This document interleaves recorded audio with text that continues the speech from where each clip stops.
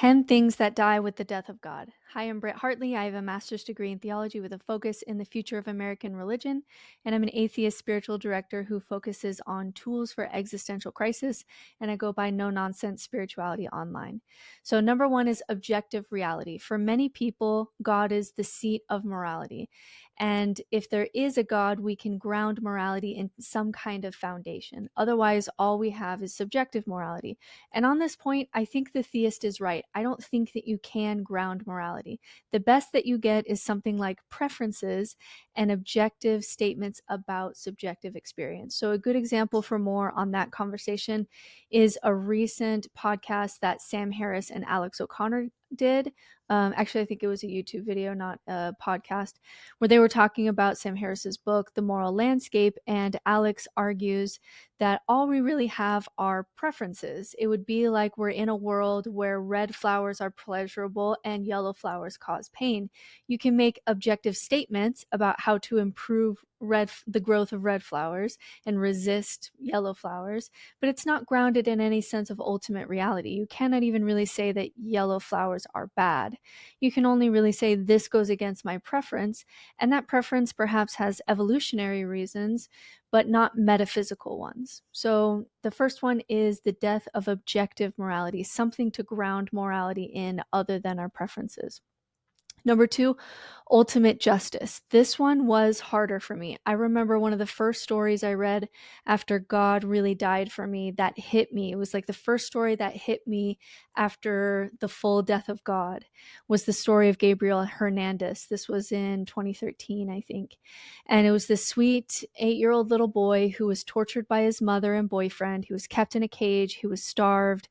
He was eventually beaten to death. And I used to have this nice, comfortable blanket that he's in heaven now with Jesus. But now with the death of God came the reality that sometimes the bad guy gets away with it. Sometimes the good guy gets screwed over. And I was honestly emotionally sick about this story. I laid in bed and cried for days because there was this little boy who essentially was tortured and suffered his entire life and then was killed. And that's all that he's going to experience of life. And it was the first story where I had to face that without that blanket of God, that security blanket of God that he's okay. He's in heaven. So we literally create stories about karma, or Jesus will come and the last shall be first and the first shall be last, or there's similar stories all around the world with how difficult it is to deal with the uncomfortable, harsh truth of reality that sometimes justice is not served ever. And that is hard. That's a hard, that ultimate justice can be a hard thing that dies with the death of God. Number three, the sacred. Now, I get a lot of pushback when I talk about this one because people will say to me, you don't need God to appreciate something like a sunset. But there is a shift that happens in the death of God. Religions, as imperfect as they can be, do at least point to the sacred, the transcendent, the numinous. And when you lose God, it becomes more clear just how violent nature really is. It used to be when I was younger and I was religious, look at the sunset and how God paints colors with his paintbrush, very romantic language. But when that romanticism dies and we can see nature more clearly, we see that it is inherently violent, that it wants to kill you all the time. Neil deGrasse Tyson talked about this the last time we had an Earth Day because he was sensing this over-romanticization of nature, when the reality is everything will kill everything else if it could. And it is evolving to find little spaces for survival. And this aspect of evolution that we have that says life at all costs, reproduce at all costs, it can come with a loss of the sacred. And even if you're doing something like looking at the stars, there's less of an effort to mark these occasions. So Alain de Botton, he's an atheist philosopher. He talks about this in his book, Religion for Atheists, that even though all the atheists he knows values the experience of laying on the ground and looking up at the starry sky, there's no date on the calendar for atheists to gather regularly and do such a thing in community, or have it be something that's on the calendar year after year. So without that push to protect the sacred, we end up finding ourselves staying home and watching Netflix instead. So there can be a death of the sacred that comes when God dies, because there's less of that push towards protecting the sacred and making space for it in your life. Number 4 is the death of truth, especially the idea that truth is good or truth is always good. There is, in some studies, an inverse relationship between truth and happiness. So if you, for example, could see all the ways that people are suffering in really unfair circumstances, if you could see all of that with your mind's eye, you would be more miserable, even though it is true that it is actually happening. There's a loneliness too that can come with deconstructing paradigms. I've had people who said to me that I followed truth, I was a truth seeker, and in the end, the truths that I found weren't worth it because I lost my family connections in the process, and I wish I could go back and not know the things that I know because they seem happier. I get that message to me all of the time. In the Bible, we get this foundation that you should seek truth, that there's an order to things, a logos, and that truth is worth pursuing. It will even lead you closer to God. And Nietzsche was the one who argued in his works, The Gay Science and I think The Genealogy of Morality, that the Christian commitment for truth and truth seeking and search for understanding contributed to the rise of scientific thinking. So science wasn't a rejection of Christianity, it was actually the natural extension of it. This relentless pursuit of truth, which Christianity initially championed, eventually led to the development of critical thinking and skepticism and scientific methods, which in the end kind of turned those eyes back on itself and killed the very God that they were trying to find. It's a really interesting idea. Another aspect of this loss of truth is the work of Donald Hoffman. So Hoffman is known for his work on the theory of conscious realism, and his argument is that natural selection favors when we see things according to evolutionary fitness, like icons on a computer for evolutionary fitness, rather than objective reality. So according to his models, in his theories, organisms that perceive the world more in line of objective reality and not survival and reproduction are the ones that go extinct. And so he does this really complex evolutionary game theory and computer simulations to demonstrate that the closer it is that you see reality, the more likely you are to go extinct. So the question you have to ask yourself in the wake of the death of God is, what is the point of truth? If truth makes you more miserable, makes you suffer more, disconnects you from your family and the people that you find meaningful in your life, contributes to extinction, why is truth valuable at all? I think this question also comes up with free will, that if people are really unhinged by the idea that they don't have free will, and we see a decrease in morality sometimes when people really accept that they don't have free will, what point then is truth? What purpose does it serve to know such a thing? So these are interesting questions that we have to consider in the death of God, because it used to be, of course there's truth, and of course truth is good, and truth will lead you to God. But if God is dead, and truth makes you miserable, and truth makes you disconnected, and truth will lead you to go to extinct, what is the point of truth? So number 5, the death of God can bring feelings of isolation, which is one of our 4 existential fears. Meaninglessness is one, death is one, fear of freedom is one, and isolation is one. I will do videos on all of these. When I did theism for Lent, which I did with a friend, I had a believing friend who did atheism for Lent, and I was an atheist doing theism for Lent. What stood out to me most when I really just embodied, I just acted as if I was a believer for 40 days. What really stood out to me is how comforting it is to think that in every situation that someone understands, someone sees you, someone has a plan for you, someone saw that kind action that no one else saw and is like, oh, that was beautiful. And someone is a witness to your life in a deep way. And as humans, we want people to witness our stories. And an omniscient God is the ultimate witness. And with the death of God comes the realization that in some aspects, you are truly alone in the universe, because nobody knows exactly what it's like to be you. And no one can tell you that you did a good job. I'm so proud of you for what you overcome. People can say that, but no one will ever fully understand what it was like to take that inner journey. And that can be really disorienting for people. Number 6, afterlife assurance. So, another existential fear that the death of God can exacerbate, because God is the comfort blanket that we've used in the West for our existential fears, is the fear of death. So, if our lives were built on a foundation of God as a way that we subconsciously cheat death, then death just knocks over our door the second that God dies, and we have no tools to soften the blow. So some theories suggest that religion began when we became smart enough to realize that we were going to die. And that's when we started burying things that with the dead that had value for the living. And so what can die with the death of God is a sense of eternal meaning and afterlife assurance, which helps us to compartmentalize our fear of death and keep it at bay. So with the death of God, we have to find new tools in order to combat our deep subconscious fear of death and of non-existence. Number 7, tradition. Now, some traditions have been able to secularize in America, where you don't have to have a belief in God to experience the benefit of culture, language, rites of passage, ritual, song, food, story, etc. Secular Jews in America lead the way in those kinds of conversations. They had kind of a communal faith shift after the Holocaust. But one of the issues that we're facing is because of the colonialism of Christianity and the death of any kind of cultural element that wasn't Christian. What is the culture of white America that isn't Christian? And we perhaps had those cultural elements from wherever our families emigrated from, but eventually those traditions were overshadowed by Christianity. And being a Christian atheist is somewhat rare. Usually Christianity in the West wants you to be on board with certain supernatural truth claims in order to be a part of the community. There's less flexibility in that religion when it comes to supernatural truth claims, which can mean with the death of God can come the death of tradition and ritual.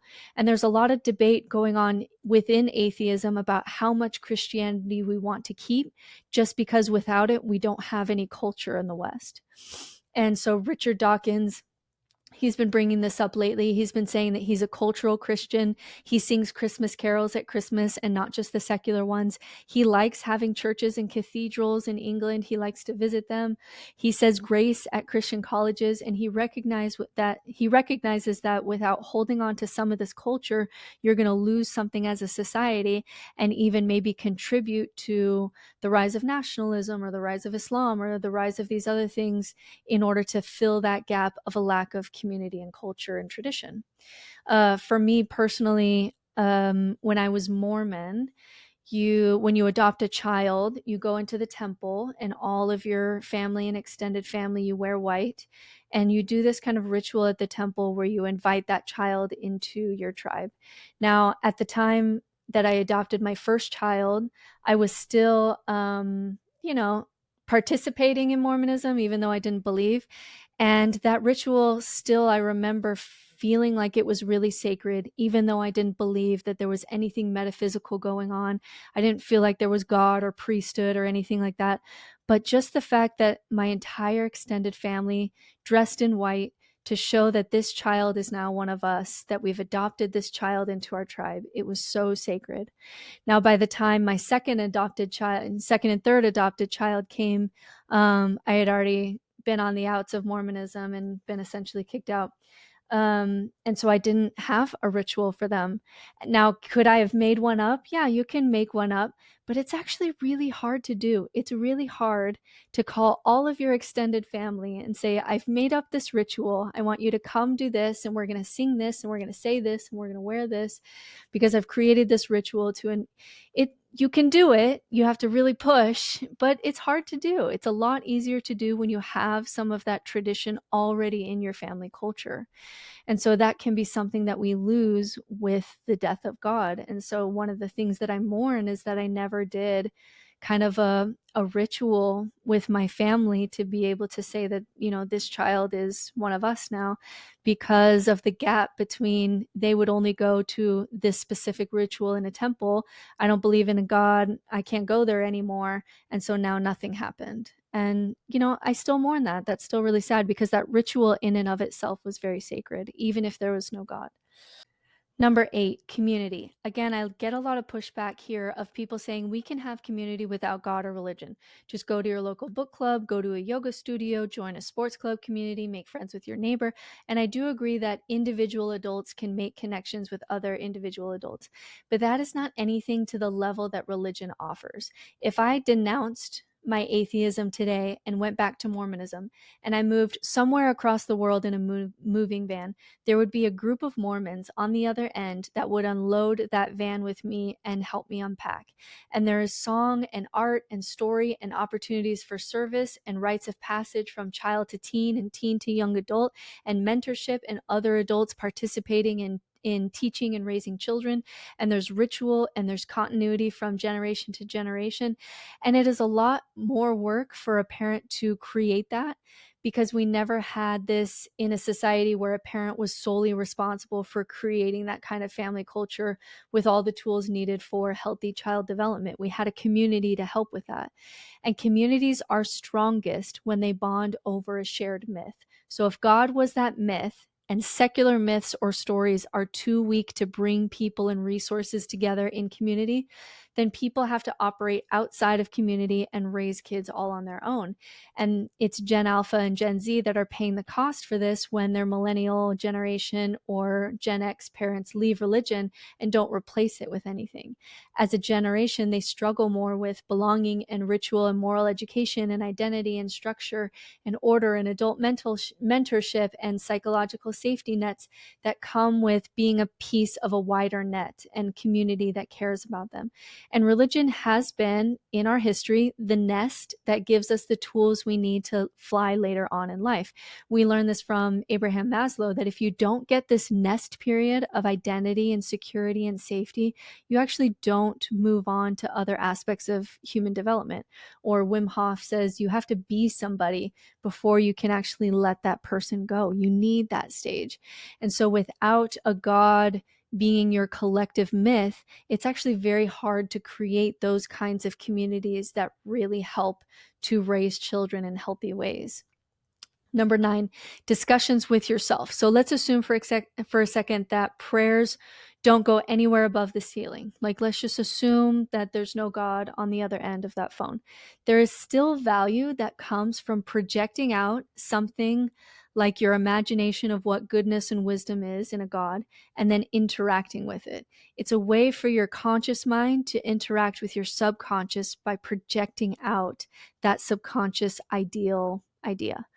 And it's also a way to prime your brain. If you pray every day for how you can better love and connect to a specific child that you're having an issue with, that's priming your brain to pay attention for opportunities of connection. And in that way, the prayer worked. Like, your brain will notice those opportunities more often because of that prayer. Or for healing, the data shows that if people you know are gathered around you, praying for you, blessing you with their hands, rituals, anointing you for healing, we get this little placebo effect and we get a little bit better. Evolution rewards us for this kind of pro-social behavior of tending to one another when we're hurt. But if you don't know someone is praying for you, it doesn't work, by the way. So if God is a kind of projection or placebo or something to work with only in our minds, we can lose that tool with the death of God. Even if there was never any God, we lost the tool of how to interact with that. Now, there are many ways to reproduce that tool, but if God is the only tool that you've ever had for that, you essentially lose a placebo, you lose access to your own subconscious wisdom, and you lose that brain priming that you had with prayer. And you have to replace those, or else you're missing connection to your own subconscious wisdom. Number 10, working towards an ideal. This is of a similar vein. In the West, we progressed by projecting out our imagination of what an ideal God is. And if you really talk to people, even within one religion, and you ask them what God is to them, you always get a slightly different version of God. As a spiritual director, no two gods I've ever met are the same. So by projecting out this imagined God of idealism that you could get to, and working in conjunction with that idea, we actually can grow and progress, even if the projection is just an illusion of our own minds. So, for example, my doctorate program was in open and relational theology under Thomas J. Ord. And this is a God that is a champion of non-coercive, inviting love, not the revengeful God of the Old Testament. It's actually a really beautiful conception of God. It's the God that I wanted to believe was true when I was clinging to my last shreds of faith in God. And it's this God that's the electricity in the universe that invites conscious creatures towards higher order and increased connectivity and well-being and love. And an interesting thing that I have to admit as an atheist is that when I go to conferences with the people who believe and interact daily with this kind of loving God, they have become the most loving people I've ever met.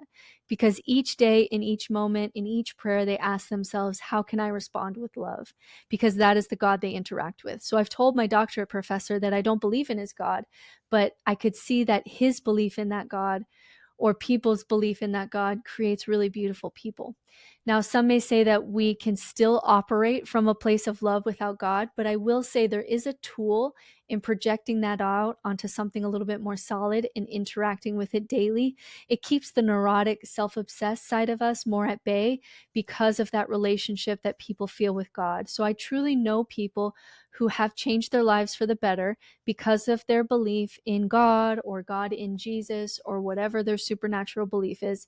Even though all of their gods contradict each other and I don't believe in their God, I can still say that them interacting with that idea made them a better person, or even sometimes help them in rock bottom. My brother is an addict, and I have no intention of challenging his faith in God because statistically he's at he has the potential for relapse if God was a part of your kind of rebuilding from rock bottom and you lose God. It actually puts you at risk for losing your sobriety. And so we don't talk about God at all because I think he truly is better functioning in this world with God. So there's more things that die in the death of God, as Nietzsche says, this great quote, God is dead, God remains dead, and we have killed him. How shall we comfort ourselves, the murderers of all murderers? What was holiest and mightiest of all that the world has yet owned has bled to death under our knives. Who will wipe this blood off us? What water is there for us to clean ourselves? What festivals of atonement, what sacred games shall we have to invent? Is not the greatest of this deed too great for us? And later in the same work, he writes, God is dead, but given the way of men, there may be caves still for thousands of years in which his shadow shall be shown. And we still have to vanquish his shadow too.